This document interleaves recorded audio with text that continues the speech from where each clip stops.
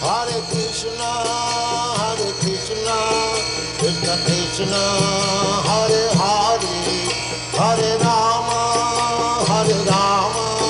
Rama Rama, Hare Hare. And now chapter 14, Bhakti as Ultimate Liberation.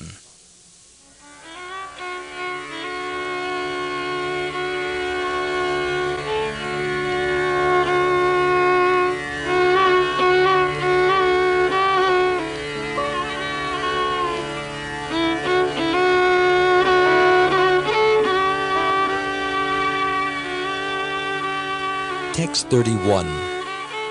Maitreya uvacha viditvartam kapilo maturitam jata sneho yatra tanva bijata tadvamnayam yat pravadanti sankyam provacha vai bhakti vitana yogam. Translation. Sri Maitreya said, after hearing his mother's statement, Kapila could understand her purpose, and he became compassionate toward her because of having been born from her body. He then described the Sankhya system of philosophy, which is a combination of devotional service and mystic realization, as received by disciplic succession.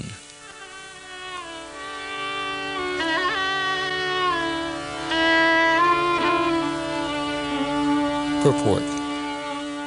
The philosophy propounded by the atheist Kapila is an analysis of the material elements and is very much appreciated by Western philosophers.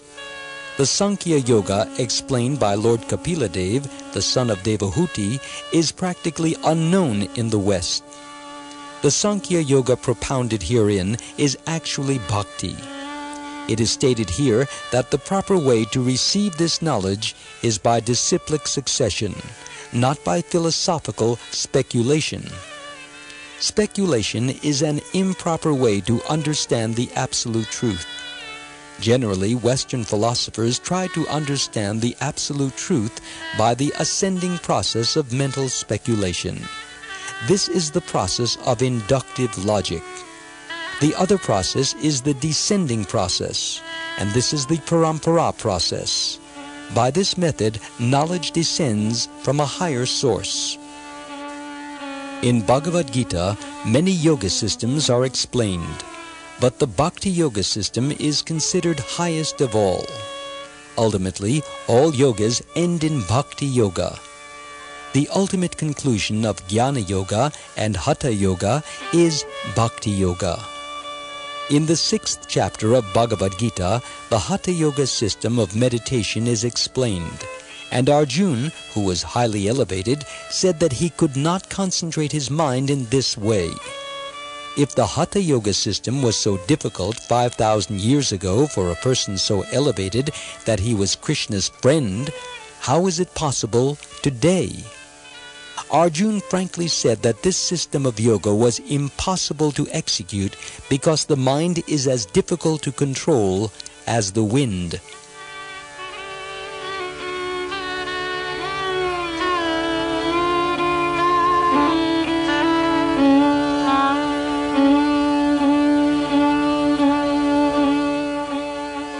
The Hatha Yoga system is basically meant for those who are overly attached to the body.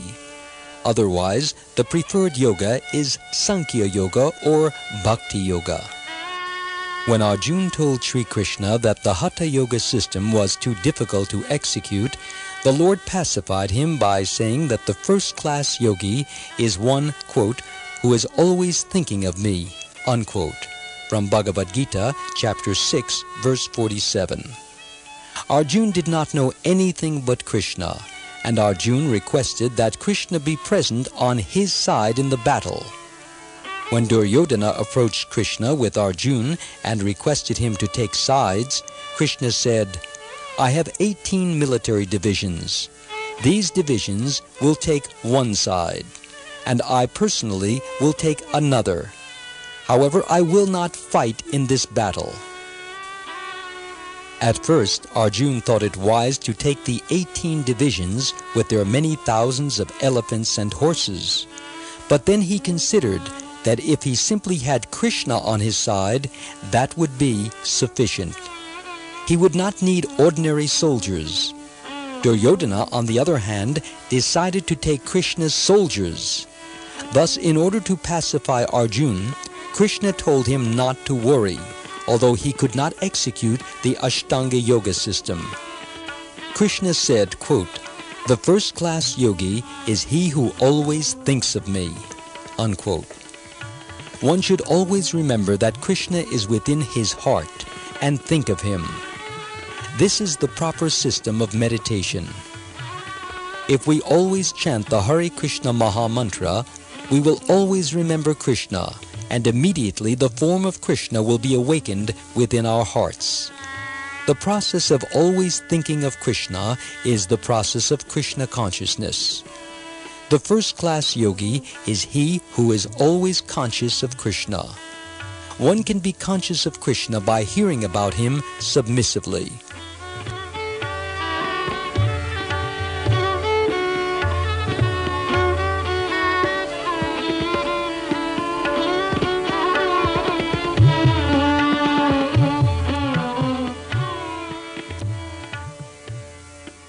We have to accept Krishna through the disciplic succession. There are 4 sampradayas, disciplic successions. One comes from Lord Brahma, the Brahma Sampradaya, and another comes from Lakshmi, the goddess of fortune, the Shri Sampradaya. There are also the Kumara Sampradaya and the Rudra Sampradaya. At the present moment, the Brahma Sampradaya is represented by the Madhva Sampradaya, and we belong to the Madhva Gaudiya Sampradaya. Our original Sampradaya stems from Madhvacharya. In that Sampradaya, there was Madhavendra Puri, and Madhavendra Puri's disciple was Sri Ishvara Puri. Sri Ishvara Puri's disciple was Lord Chaitanya Mahaprabhu. Thus, we are coming in the disciplic succession from Sri Chaitanya Mahaprabhu, and therefore our Sampradaya is called the Madhva Gaudiya Sampradaya. It is not that we have manufactured a Sampradaya. Rather, our Sampradaya stems from Lord Brahma. There is also the Ramanuja Sampradaya, which comes from the Sri Sampradaya, and there is the Vishnu Swami Sampradaya, which comes from the Rudra Sampradaya. The Nimbaditya Sampradaya comes from the Kumara Sampradaya. If we do not belong to any Sampradaya, our conclusion is fruitless. It is not that one should think, I am a big scholar, and I can interpret Bhagavad Gita in my own way. All these Sampradayas are useless. We cannot manufacture our own comments. There are many commentaries made in this way, and they are all useless. They have no effect. We have to accept the philosophy as it was contemplated by Lord Brahma, Narad, Madhvacharya, Madhavendra Puri, and Ishvara Puri. These great acharyas are beyond the imperfections of so-called scholars. Mundane scientists and philosophers use the words perhaps and maybe because they cannot arrive at a proper conclusion.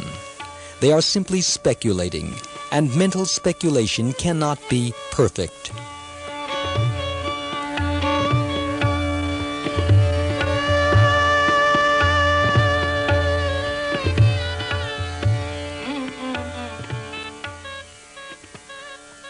Bhakti Yoga is at the top of the stairs of all yogas. The first step is Karma Yoga, and then Jnana Yoga and Dhyana Yoga. But the ultimate is Bhakti Yoga. Everyone is trying to reach the ultimate absolute truth, but the other yogas end in partial understanding.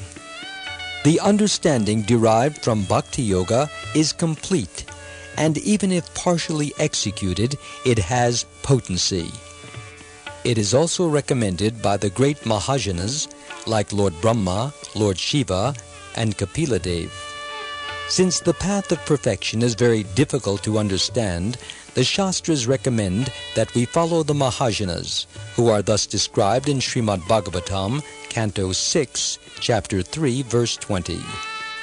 Svayambhur Narada Shambhu, Kumara Kapilo Manu, Pralado Janako Bhishmo, Balir Vyasikir Vayam.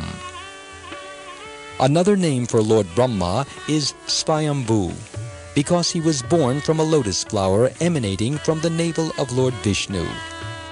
Since he was not born of a father and mother, he is therefore called Svayambhu. Narad Muni is also a Mahajana, and Shambhu is Lord Shiva. Kumara refers to the four Kumaras, Sanaka, Sanandana, Sanatana, and Sanat Kumara. There are 12 authorities following the Sankhya philosophy or Bhakti Yoga, and these include Lord Brahma, Lord Shiva, Kapila Dev, Manu, Bhishma Dev, Janaka Maharaj, Shukdeva Goswami, and Prahlad Maharaj. If we simply accept one of these Mahajanas, we will be successful in understanding the absolute truth. But if we try to understand the absolute truth by logic and argument, we will ultimately be frustrated. One philosopher may be a better logician than another, and one philosophical argument may counteract another. But this process goes on and on. It is simply a useless waste of time. Even if we approach Vedic scriptures, there are difficulties. There are so many scriptures: Yajurveda, Rigveda, Samaveda, Atharva Veda, the Upanishads, the Puranas, Brahma Sutra, Ramayana, Mahabharata, and so forth. Different people read them and arrive at different conclusions. There are also the Bible and the Quran.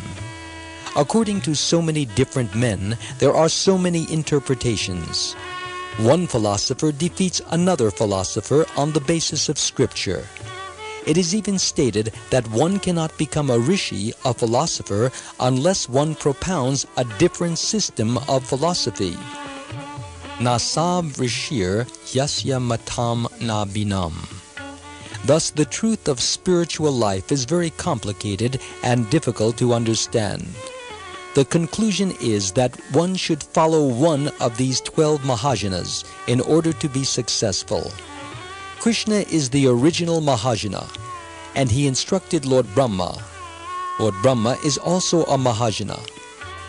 Actually, Krishna instructed everyone in Bhagavad Gita, and thus everyone has learned from Krishna.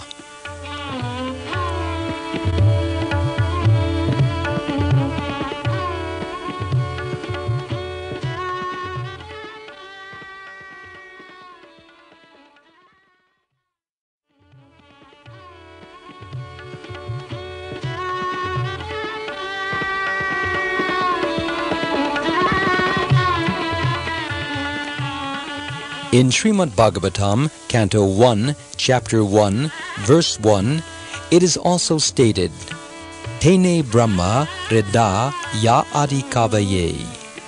Thus Krishna gives his personal instructions just as Kapila Dev gave his personal instructions. There is no contradiction between Krishna's philosophy in Bhagavad Gita and Kapila Dev's philosophy. We need only receive the transcendental knowledge through the Mahajanas, and the results will be beneficial. Kapila Dev explained this Sankhya philosophy to his mother, and although he had a natural affection for his mother, we should not think that Devahuti was an ordinary woman. She was very submissive, and when Kapila Dev saw this, he became very compassionate. He saw that she was eager to know about the absolute truth, and he considered that, after all, he had received his body from her. Therefore, he concluded that he should try to give her the ultimate conclusion of philosophical knowledge, which is this Sankhya philosophy.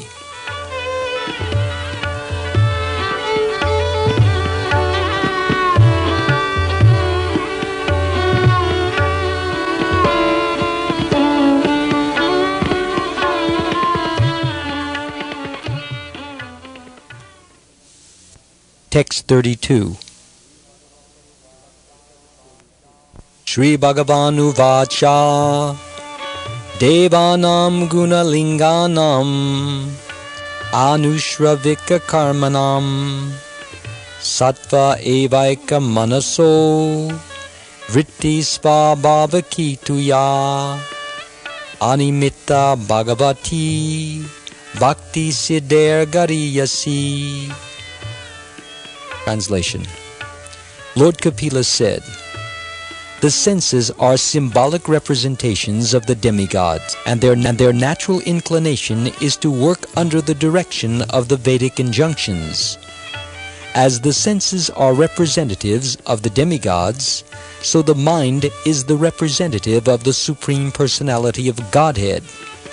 The mind's natural duty is to serve. When that spirit of service is engaged in devotion to the personality of Godhead without any motive, that is far better than salvation."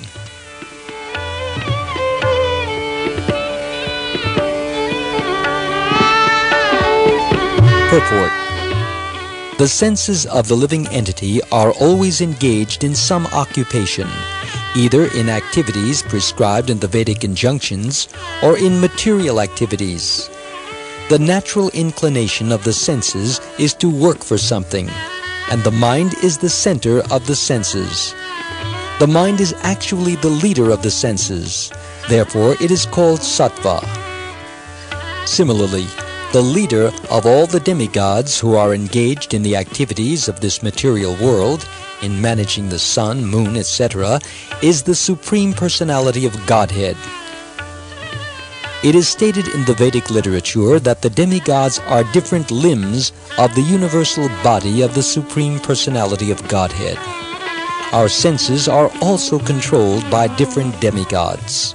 Our senses are representations of various demigods, and the mind is the representation of the Supreme Personality of Godhead. The senses, led by the mind, act under the influence of the demigods.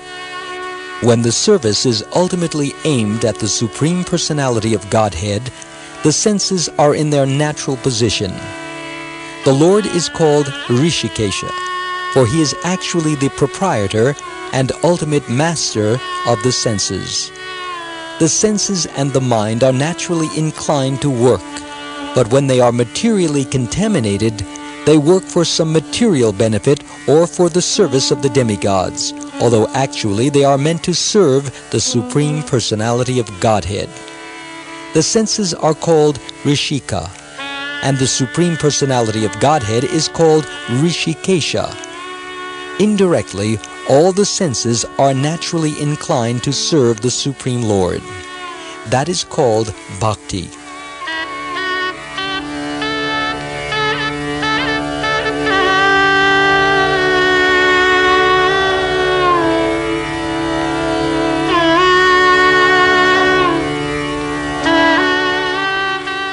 Kapila Dev said that in devotional service, the senses, without desire for material profit or other selfish motives, are engaged in the service of the Supreme Personality of Godhead. That spirit of service is far better than siddhi, salvation. Bhakti, the inclination to serve the Supreme Personality of Godhead, is in a transcendental position far superior to mukti or liberation. Thus, bhakti is the stage after liberation. Unless one is liberated, one cannot engage the senses in the service of the Lord. When the senses are engaged either in material activities of sense gratification or in the activities of the Vedic injunctions, there is some motive. But when the same senses are engaged in the service of the Lord without ulterior motive, that is called animita, and is the natural inclination of the mind. The conclusion is that when the mind, undeviated either by Vedic injunctions or by material activities, is fully engaged in Krishna consciousness or devotional service to the Supreme Personality of Godhead, one is situated far above mere liberation from material entanglement. Bhakti, devotional service is transcendental even to mukti, liberation. Generally, people are concerned with dharma, artha, kama, and moksha. In the beginning, there is dharma, religion, then artha, or economic development, kama, or sense gratification, then moksha, or merging into the Supreme One. However, bhakti is above all these. Mukti is not very important for a bhakta. In the words of Bilvamangal Thakur, Mukti Svayam Mukulit Anjali Sevate Smat, which means, quote, Mukti herself is standing with folded hands, waiting to serve the devotee, unquote. From Krishna Karnamrita, verse 107. This is the experience of Bilvamangal Thakur, who was a very rich South Indian Brahmin. Due to bad association, Bilvamangal Thakur became a very staunch prostitute hunter, and he spent all of his money on a prostitute named Chintamani. One night, during a terrible rainstorm, Bilvamangal went to see Chintamani, but the prostitute was thinking, surely tonight Bilvamangal will not come. This is a terrible storm. Nonetheless, Bilvamangal came despite all difficulties. Somehow he managed to cross the raging river, and when he saw the gates of Chintamani's house closed, he somehow managed to jump over them.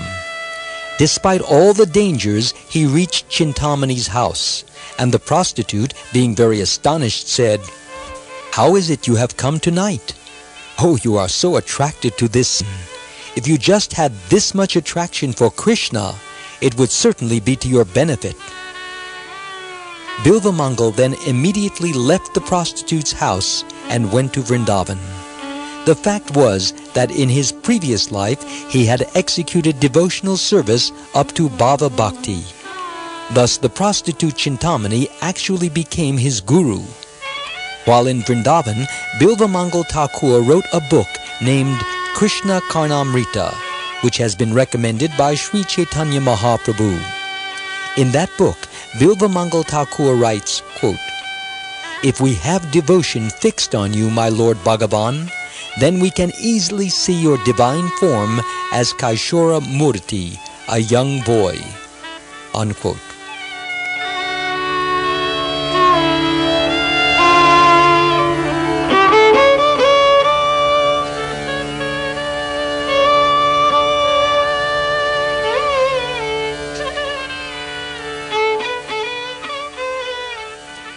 Another name for Krishna is Kaishora.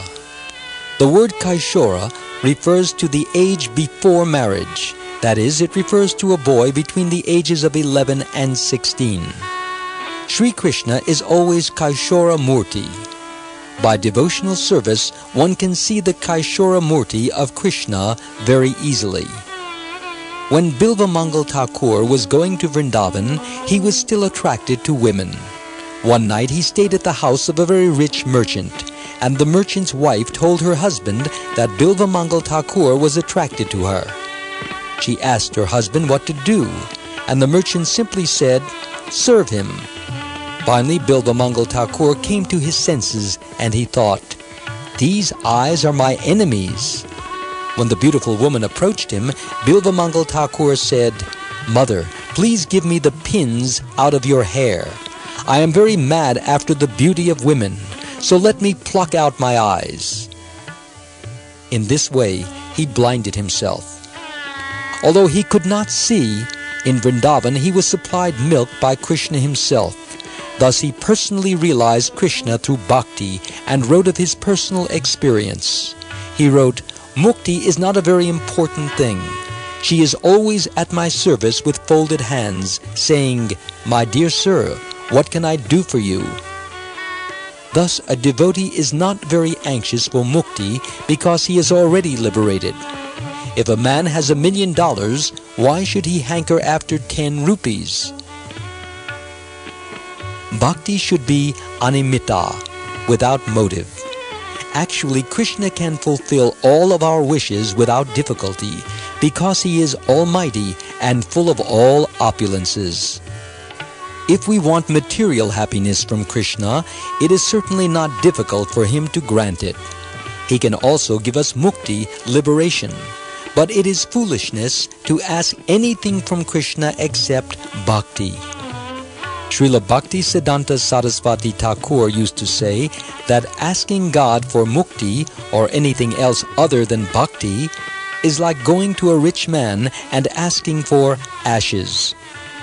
There is another story about an old woman who was carrying a bundle of dry wood through the forest.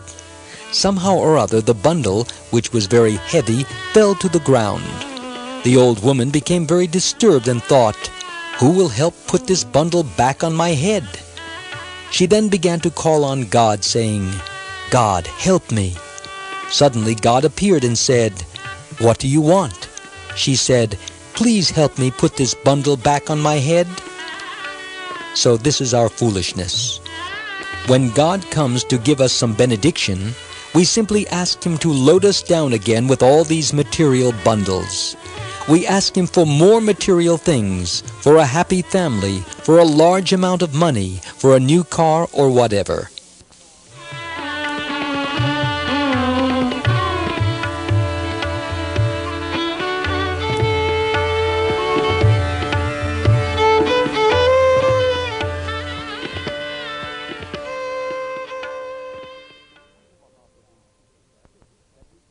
Chaitanya Mahaprabhu teaches us that we should only beg God for his service life after life. This is the actual meaning of the Hare Krishna Maha Mantra. When we are chanting Hare Krishna, Krishna Krishna, Hare Hare, Hare Rama, Rama Rama, Hare Hare, we are actually addressing God and his energy, Hara. Hara is Krishna's internal potency, Srimati Radharani or Lakshmi, Jaya Radhe. This is Daivi Prakriti, and the devotees take shelter of the Daivi Prakriti, Srimati Radharani. Thus the Vaishnavas worship Radha Krishna, Lakshmi Narayan, and Sita Ram.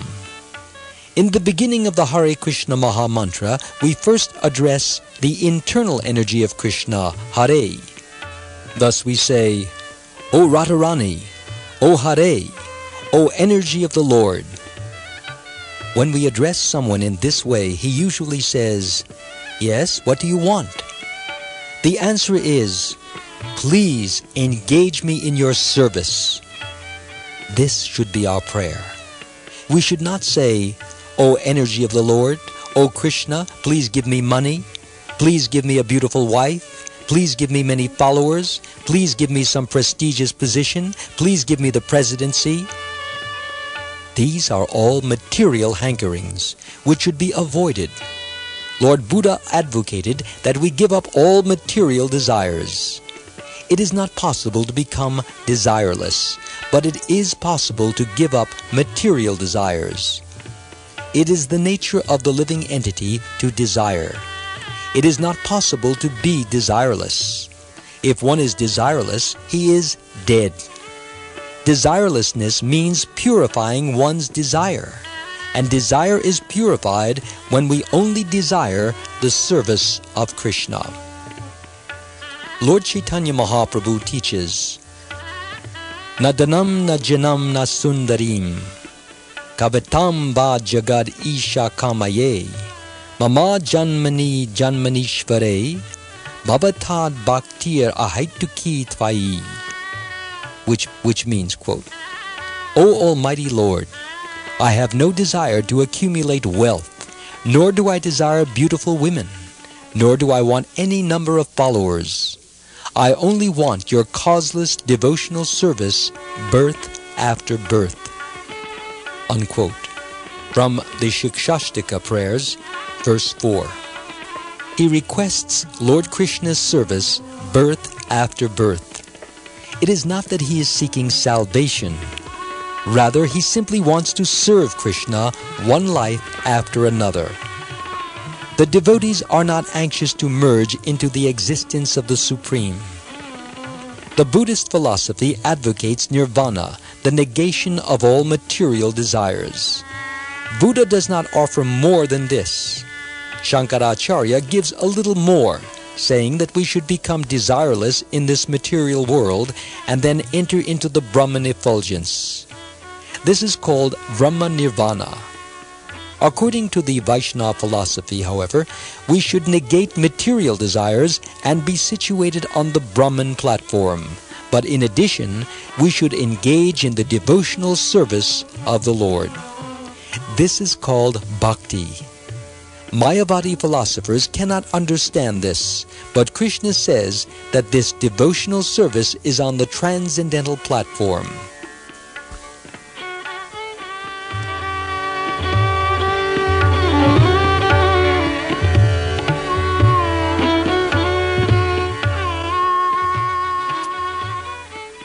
The Sankhya philosophy of the atheist Kapila, which is a material philosophy, is simply the study of the 24 elements.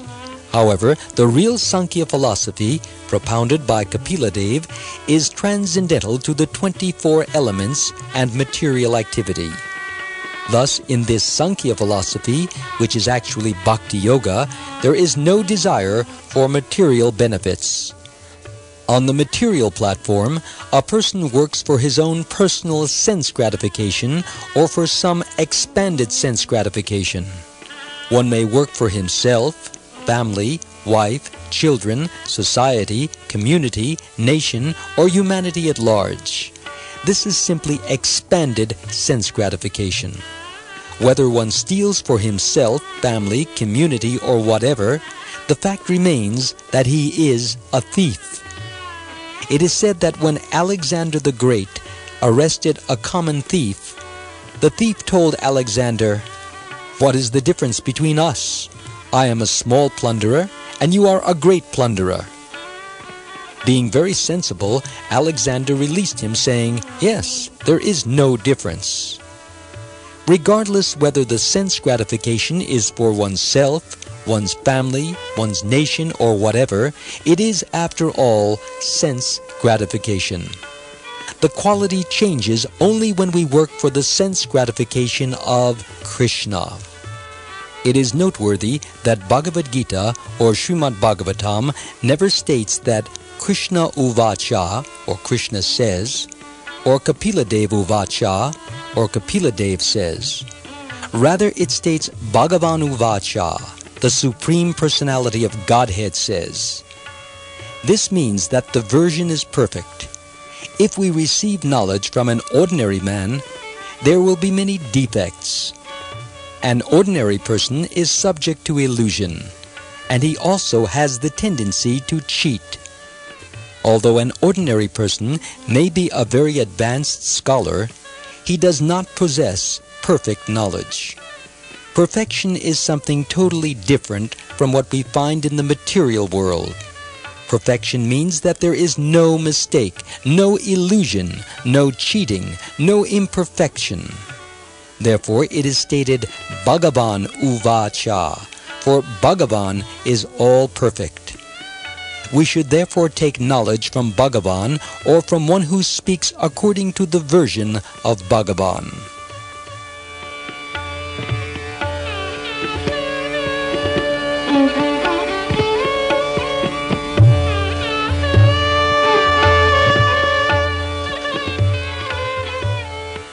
The Krishna consciousness movement is based on this principle. We are not presenting anything that we ourselves could manufacture.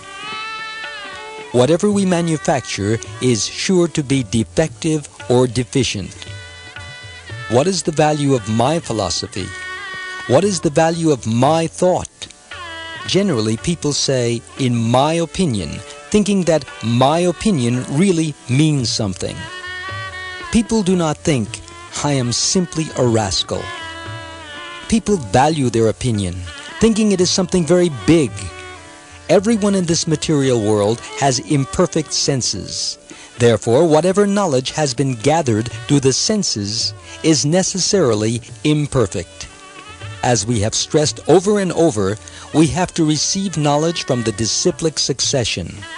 Knowledge has to be received from Bhagavan, the perfect one. If we simply follow this system, we can become a guru for the whole world. The devotee never thinks that he is a great bhakta. Krishnadas Kaviraj Goswami, the author of Chaitanya Charitamrita, has stated, Urishera kita haite muni se lagishta, which means, quote, I am lower than the worms in stool, unquote. From the Chaitanya Charitamrita, Adi Lila, chapter 5, verse 205. This is the Vaishnav conception. A Vaishnav is by nature very humble. He never says, I am the Supreme, I have become God. Krishna says, I am God, worship me. The Vaishnav says, Krishna is God, worship Krishna. It is not difficult to become a guru, provided that we repeat what Krishna says. Whatever Krishna states in Bhagavad Gita is Dharma. Dharma is one. It cannot be different. Dharma means abiding by the orders of God. However, if we do not know God or His orders, we can only set about manufacturing some rubbish and fighting among ourselves. This is not Dharma, but philosophical speculation. All of this speculation and manufactured Dharma has been kicked out of Srimad Bhagavatam because it is all cheating.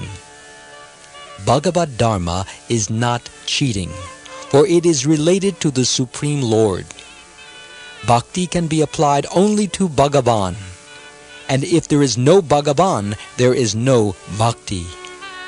If Bhagavan is zero, where is Bhakti? Bhakti is the transaction between Bhagavan and the Bhakta. Bhagavan is there, and the Bhaktas are there, and the Bhaktas address Bhagavan, feed Bhagavan, chant Bhagavan's names, invoke people to hear about Bhagavan, publish books about Bhagavan, and worship Bhagavan. And in this way, they are constantly absorbed in Bhagavan. This is the process of bhakti.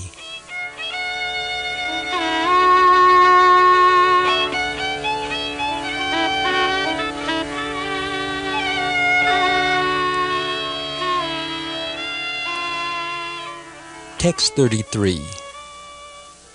Jarayat yashu yakosham nigirnam analoyata. Translation. Bhakti, devotional service, dissolves the subtle body of the living entity without separate effort, just as fire in the stomach digests all that we eat.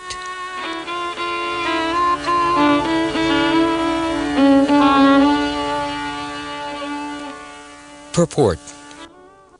Bhakti is in a far higher position than mukti because a person's endeavor for liberation from the material encagement is automatically realized in devotional service. If the digestive power is sufficient, then whatever we eat will be digested by the fire in the stomach. Similarly, a devotee doesn't have to try separately to attain liberation. That very service to the Supreme Personality of Godhead is the process of liberation, because to engage in the service of the Lord is to liberate oneself from material entanglement. For a devotee, liberation is no problem at all. Liberation takes place without separate endeavor. Bhakti, therefore, is far better than mukti or the impersonalist position. The impersonalists undergo severe penances and austerities to attain mukti, but the bhakta, simply by engaging in the bhakti process, especially in chanting Hare Krishna, Krishna Krishna, Hare Hare, Hare Rama, Rama Rama, Hare Hare, immediately develops control over the tongue by chanting and accepting the remnants of foodstuff offered to the personality of Godhead. As soon as the tongue is controlled, all other senses are controlled automatically. Sense control is the perfection of the yoga principle, and one's liberation begins immediately as soon as he engages in the service of the Lord. It is confirmed by Kapila Dev that bhakti, or devotional service, is gariyasi, more glorious than siddhi, liberation. It is stated in this verse that bhakti dissolves the subtle body. The spirit soul has two coverings, subtle and gross. The gross body is composed of earth, water, fire, air, and ether. The subtle body is composed of mind, intelligence, and ego. Of the 8 material elements, 5 are gross and 3 are subtle. We cannot see the subtle, and the soul is even more subtle. Anyone with eyes can see the body, but not everyone can perceive the soul, the actual person. When we understand that the soul, or the person, has left the body, we cry, "Oh, my friend has left." We can perceive that the body is there, but something is obviously missing. Thus, one's friend is actually different from the body. At the present moment when we say, "This is my friend," we refer to the body, but that is simply the vision of an animal. Animals think, "This is my dog friend, and this is my mother dog." They cannot see beyond the gross body. Similarly, we cannot see the soul, and if we cannot see the minute soul, how can we hope to see God with these blunt eyes? We cannot actually see one another. How then can we hope to see God? It is stated, "Ata Shri Krishna namadi na bhaved grahyam indriyaya," which means, quote, "Material senses cannot appreciate Krishna's holy name, form, qualities, and pastimes," unquote.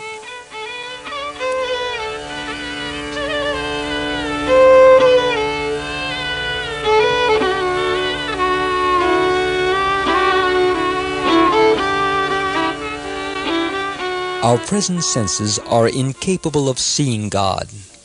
Generally, at death, we can understand that something has gone.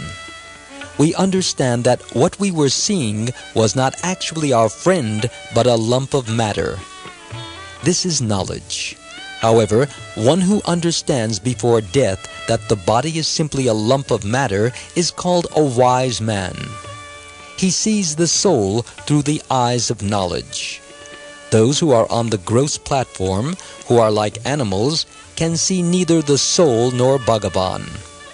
The karmis, the gross fruitive workers, do not understand the distinction between the body and the soul.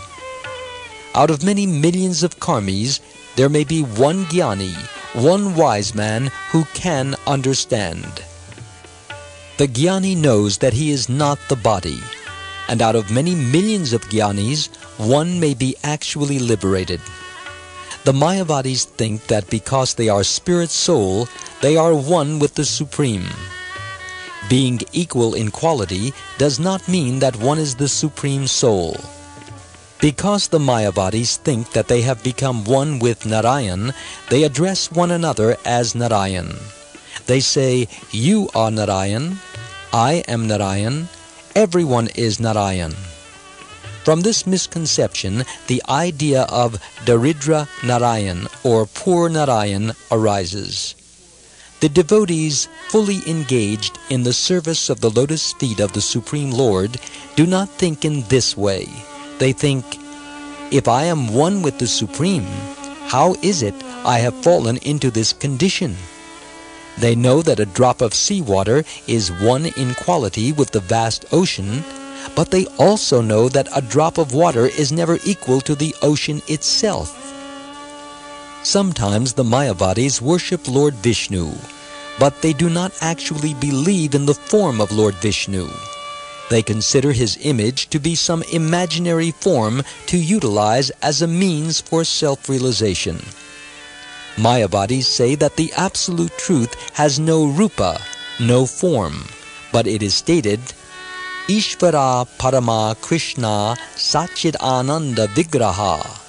which means, quote, Krishna, who is known as Govinda, is the supreme controller. He has an eternal, blissful, spiritual body, unquote.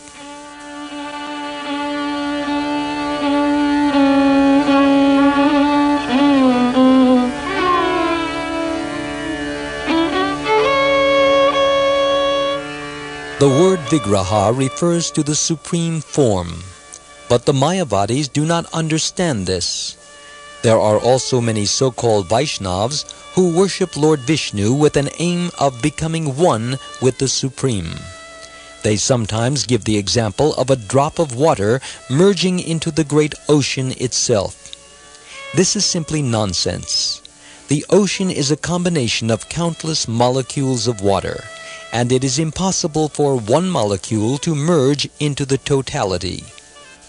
The sunshine is a combination of countless trillions of small shining particles, and each particle has its individual identity as an atom.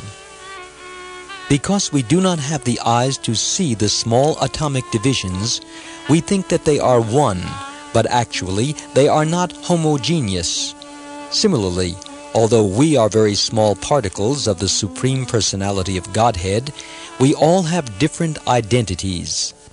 In Bhagavad Gita, chapter 2, verse 12, Sri Krishna says, Natvevaham jatu nasam, natvam neme janadipha, nachaiva na bhavishyama, sarve vayam athaparam.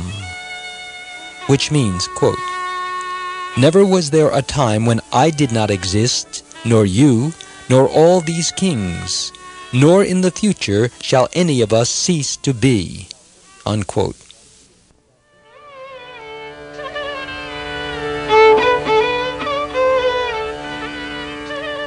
Krishna never says that he, Arjuna, and all the soldiers shall eventually become one. Rather, he says that everyone will retain his own individuality. Those who have complete knowledge never think that in the future they will become one with the Supreme. They simply want to remain in their constitutional position as part and parcel of Krishna.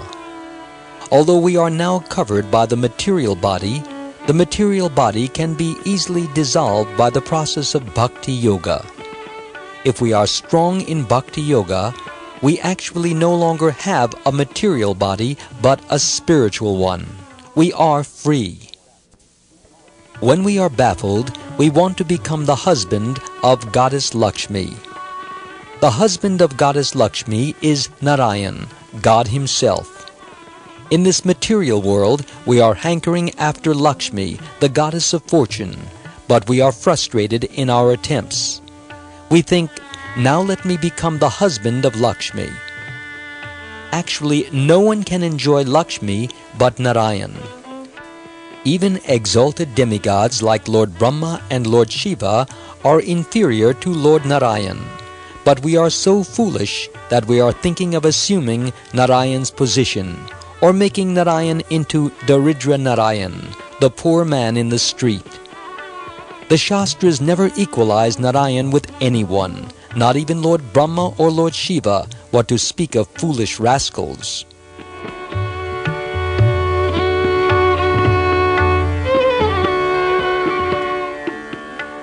One may ask why Narayan has created us, why it is we are part and parcel of Narayan. Eko Bahu Syam. Why has Narayan become many? He has created us for enjoyment. Anandamayo Byasat. He has created us in the same way a gentleman accepts a wife. If one takes on a wife, he will beget children. A man takes on the responsibility of maintaining a wife and children because he thinks that through them he will enjoy life. In the material world, we see that during the evening, a man tries to enjoy life with his wife, children, and friends. Therefore, he takes on so many responsibilities. This is supposed to be ananda, bliss, but because it takes place in the material world, the ananda is converted into something distasteful. However, we can enjoy this Ananda when we are with our Supreme Father Krishna. We are all children of the Supreme Father, and in Bhagavad Gita, chapter 14, verse 4, Krishna claims all species of life as his children. Sarva yonishu konteya, murteya sambhavantiya, tasam brahma mahadyonir, aham bija pradapita, which means, quote, "It should be understood that all species of life, O son of Kunti, are made possible by birth in this material nature, and that I am the seed-giving Father." Unquote. The Supreme Father, Sri Krishna, has created us for his enjoyment, not to create distress. Although we are Krishna's children, we have given up our Supreme Father because we wish to enjoy ourselves independently. Consequently, we are suffering. If a rich man's son gives up his home to try to enjoy life independently, he simply suffers. It is to our benefit to return home back to Godhead, to enjoy ourselves with our original Father, Krishna. This will give us happiness. Krishna is full of all opulence. He possesses in totality wealth, strength, beauty, fame, knowledge, and renunciation. He possesses everything in unlimited quantity. If we return to our original Father, we can enjoy ourselves with him unlimitedly. It is not that we can enjoy ourselves independent of Krishna, nor can we say that to enjoy ourselves we have to become one with Krishna. In the material world, our Father gives us our birth, and we are an entity separate from him. If we are suffering, do we say, "My dear Father, I am suffering. Will you please once again make me one with you?" Is this a very good proposal? A father says, "I have begotten you separately to enjoy yourself. You remain separate, and I remain separate, and in this way we will enjoy. Now you are asking to become one with me. What is this nonsense?"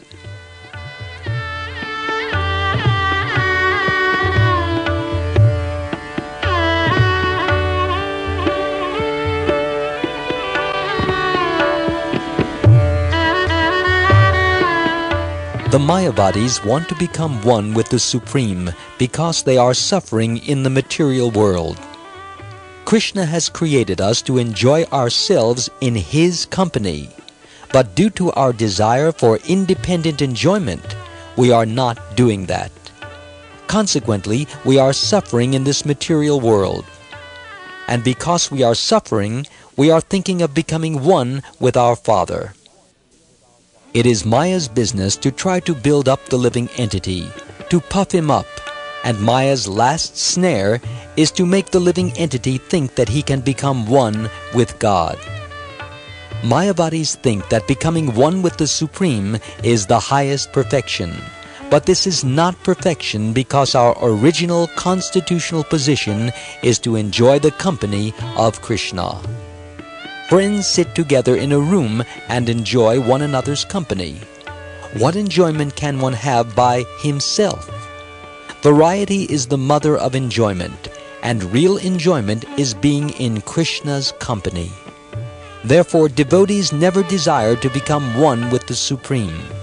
It is Chaitanya Mahaprabhu who says, "Mama janmani janmanishvare, bhavatad bhaktir ahaituki tvai," which means, quote, "My dear Lord, I do not want to put an end to the process of birth and death. I am not anxious for mukti. Let me go ahead and take one birth after another. It doesn't matter. Simply let me engage in your service, birth after birth." Unquote. Brahmashikshashtaka, verse 4. This is real Ananda. Unless we are fully qualified devotees, we cannot enter into the Vaikuntha planets. We have to live outside in the Brahmajyoti. If we desire this, Krishna will give us the opportunity. After all, Krishna is everything. He is Brahmajyoti and Paramatma also. If we want to become one with the Supreme, we will be allowed to live outside the Vaikuntha planets in the Brahmajyoti. However, that position is not eternal. As we have explained before, we cannot live eternally in the Brahmajyoti because we want variety. Without variety, there is no enjoyment.